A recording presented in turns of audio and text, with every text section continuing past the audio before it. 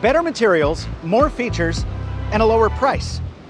Is this the day that we are going to look back on as the day that foldables started to go mainstream? Let's find out.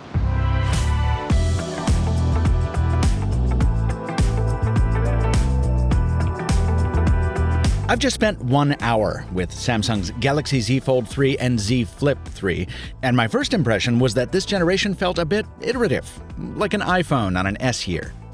I mean, from some angles, the only way to tell the new ones from the old is with the help of the security sticker that Samsung put on my personal phone's cameras in order to prevent leaks.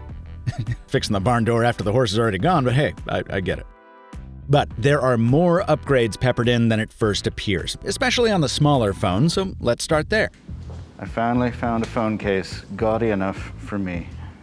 The Galaxy Z Flip 3 solves its predecessor's biggest problem by ditching that minuscule 1.1-inch cover screen in favor of a new 1.9-inch panel that, thanks to our friend Pythagoras, effectively quadruples the display area. Stupid faces.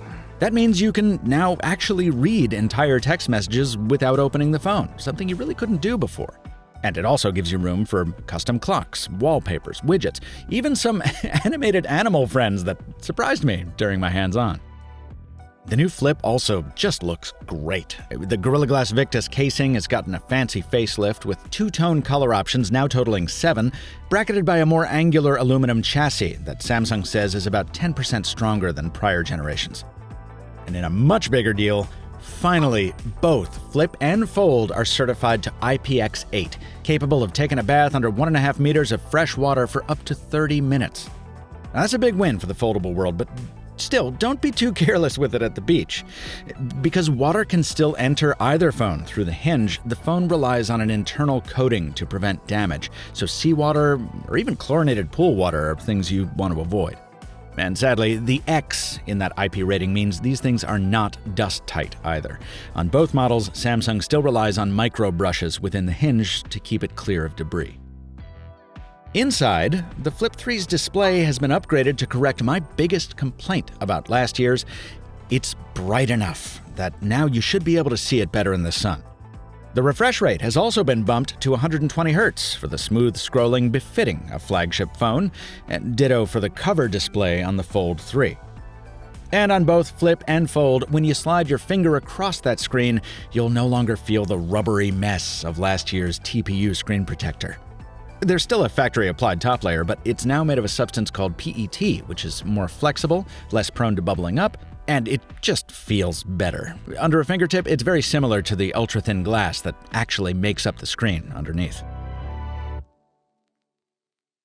Now that's a lot of upgrades to both these phones, and of course you get new processors to go with it. So why did I start off by saying this generation feels iterative? Well, because a lot of core features here are staying the same.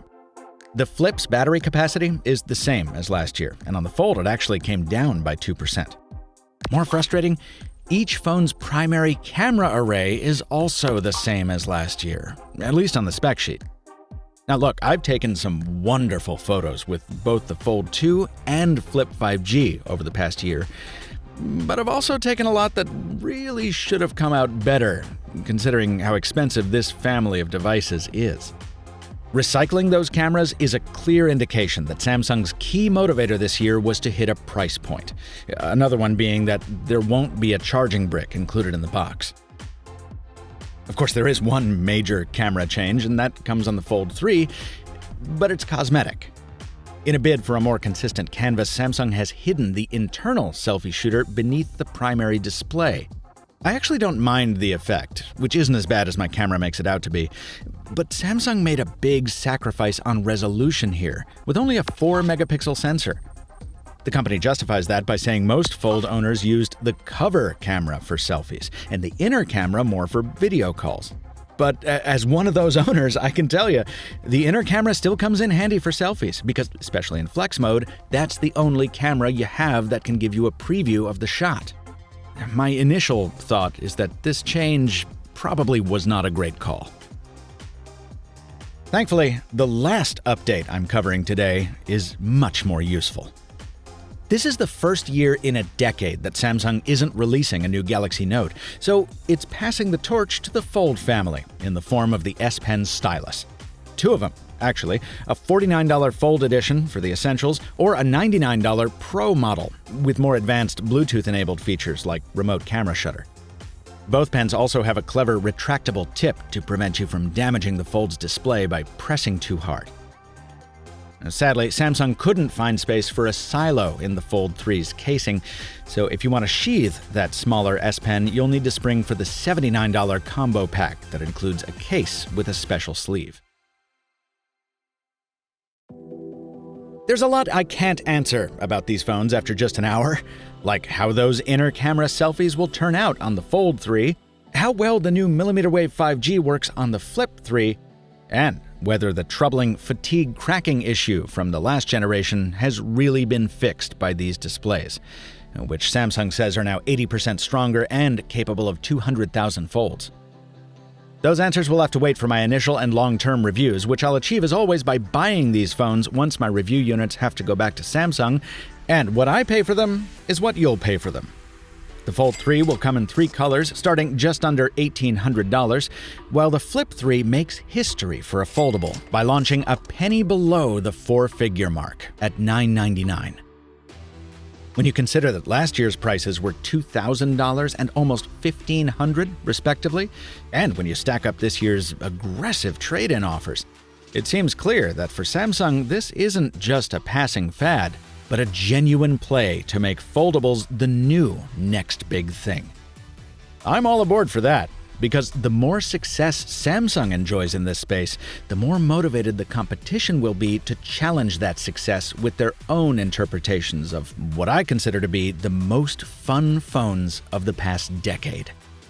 The Fold 3 and Flip 3 are up for pre-order now, shipping August 27th, and due for review at The Mr. Mobile on YouTube soon.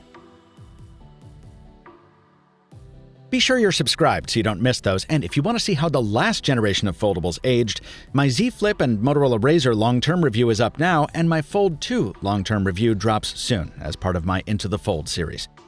This video was produced following 1 hour with the new foldables at a press event hosted by Samsung.